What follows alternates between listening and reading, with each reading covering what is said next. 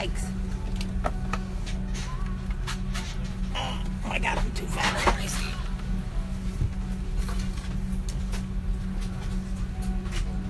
Shit.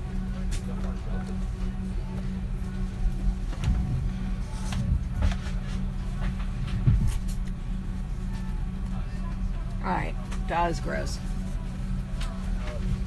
Good morning, everybody. I'm sorry I'm late. Good morning. Good morning. Good morning. Good morning and welcome to Coffee Talk. I am sorry I'm late. I had to get to the airport and get on the plane. I got here, got coffee, and was like, oh, they're boarding my flight. I should probably get on the plane. So I figured I'd just do Coffee Talk from the plane, which I'm sure everybody appreciates. Okay, so yesterday we talked about wanting a divorce, right? So many people ask me how Michael and I saved our marriage. And I think that I have a responsibility to share that because it's the good, bad, and the ugly. When I decided, where am I from? Ireland. When I decided, I'm from Ireland. When I decided to give my marriage a 575th chance, because let's be honest, oh shit, I got coffee on my phone. Oh crap, look what I'm doing here, hold on. Oh, thank you for ordering my book, Sarah Mason. I think you're gonna love it. All I could see when I looked at Michael was his mistake. That's all I could see. I need you guys to understand, those of you looking at your spouse right now going, I don't think I can make this work, because when I look at him or when I look at her, all I see is their mistakes. I was in the same place. All I could see looking at Michael was his mistakes. The way that he hurt me, the lies that he told. I could not see any of the good. All I could see was the bad. And I thought, how will it ever work? How will we ever fix it? I can't even see the man that I love anymore. All I see is his mistakes. And my therapist promised me that that would dissipate, that eventually I would stop seeing the mistakes and I would start to see the man that I loved. I didn't believe him. I was like, yeah, that's not real. But it turned out that I made an intentional choice to make time. Just so you know, there wasn't intimacy. When we were putting it back together, there wasn't intimacy. So anyone who's like, just have sex, that was not real for me. That was the last thing I wanted to do, okay?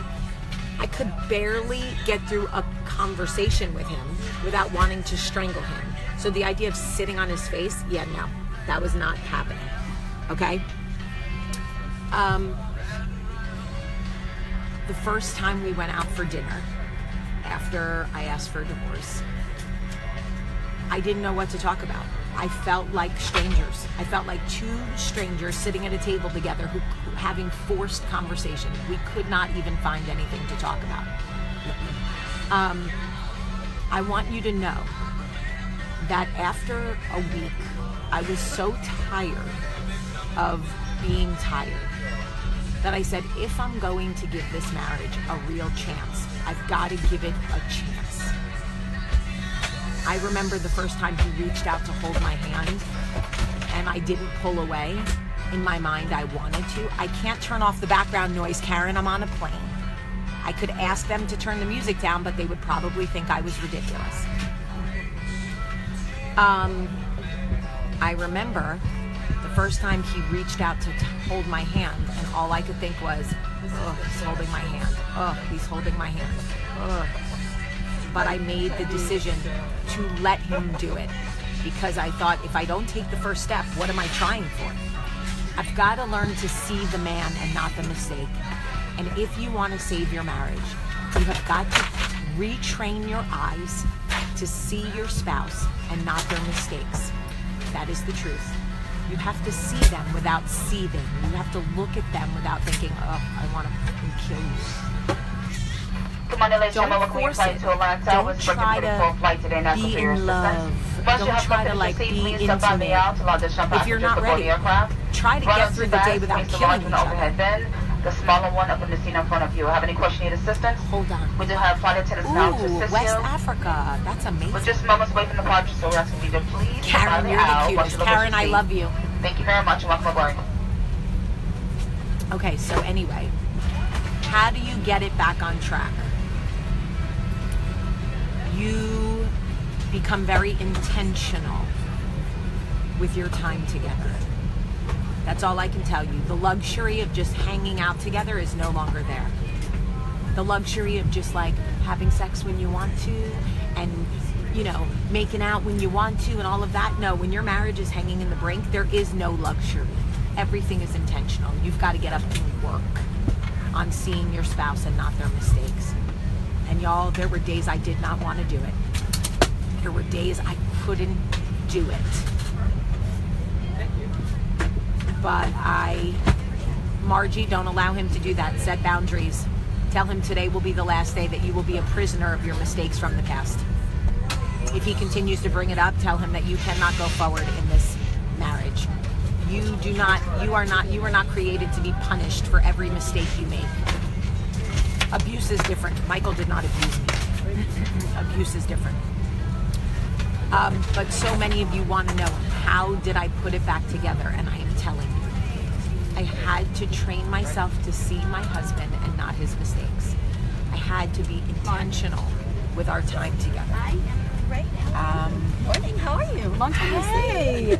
I'm doing coffee talk. Sorry, there's a girl next to me. She's on the phone. So if you hear her, I apologize. Sorry. And if she hears me, she apologizes to her friend too. I also want you to know the truth. I was afraid to trust him again. I want you to know that I held on to the anger for a long time because I was afraid to trust him again. Some days I'm still afraid, if I'm being honest. But I want you to know that anything that you're feeling, I felt too.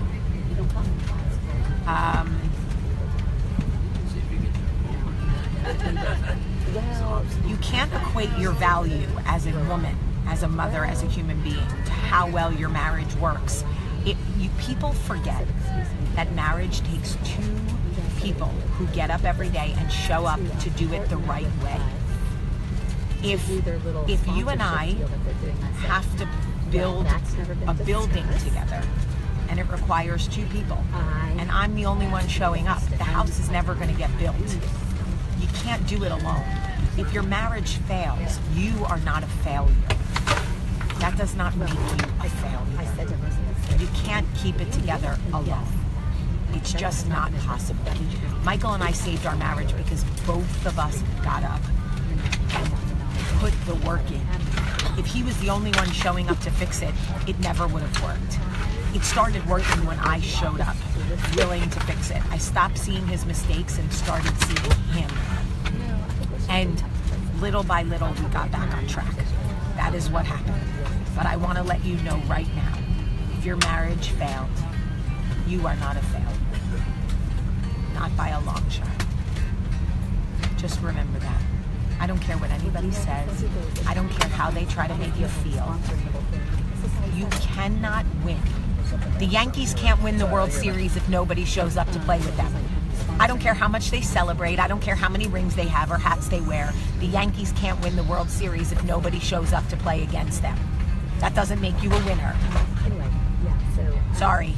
It takes two to make a thing go right. Do you not hear Rob Bass? Now the whole plane is listening. Like a face-to-face. You're not. Oh, Anyway. Hold on. I'm trying to put my coffee down. He invited us to. Oh, no, I'm good. Thank you, my love. I want to make sure that anybody who is hurting right now, that anybody is going through this right now, understands that. You want to be in my video? Yeah. Okay. Well, there's 1,200 people watching, so you. Roll tag. No. Sorry. No, sir. No, stop. I'm mocking. War Eagle. That's right. Hey, listen, you can't be on both sides, buddy. I'm making fun of Rose. Good morning, Oh, once again, okay. ladies and gentlemen, welcome to Oh, your well, just you didn't moments say later that. departure. Once you've looking to see, please step by the aisle to allow the shuttle Okay, War to Eagle. board. Yeah, If you have any question, need assistance with your bag, please see a flight attendant in the aisle. The brother two bags, Okay. place the large one over Listen, here, then the smaller one I in the love seat you in front of you. guys. Thank you There's once a again and reason welcome that I aboard. show up every day. I show up even on an airplane when all these people think I'm crazy because I love you and because I will not leave you out here alone in this. It can be put back together. I was real intentional with my time with Michael. I am here to fix this marriage. That's why I showed up to this dinner. That's why I'm sitting on this couch with you. That's why I'm at the kitchen table with you.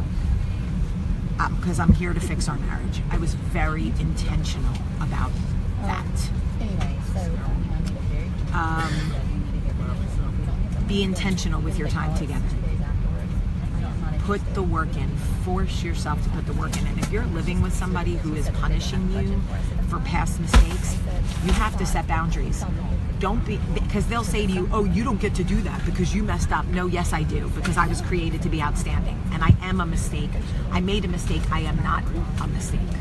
I made a mistake, but I am not a mistake. If you made a mistake, you are not your mistakes. And I'm sorry, but the Creator forgives, and that's what I believe. And I knew that I needed to extend grace to Michael because he's a man, and I did not want to live with a broken man, and I did not want a broken man raising my children. So I was intentional, and I got up every day and put the work in. But it was hard to trust him again. It was hard to find intimacy again. And I am intentional with you because I love you. And my eyebrows are jacked, okay? Jacked. I hate my eyebrows right now. But I love you guys so much. Every day I love you. Please share this video. Somebody needs to hear it. There's a share button right there. Can you guys hit share? No, Catherine, don't punish him anymore.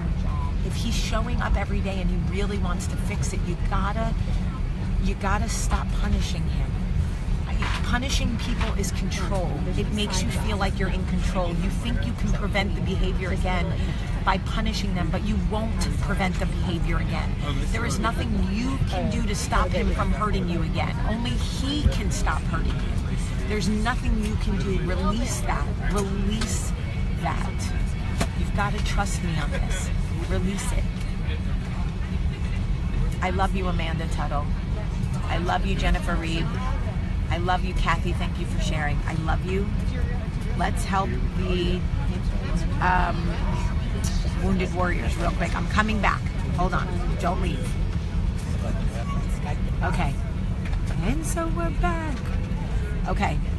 I love you guys. I'm off to Arkansas. I'm going to the Bentonville Film Festival. I will see you guys from the festival. I'll show you all the cool things. I love you guys so much. Have a great, great day.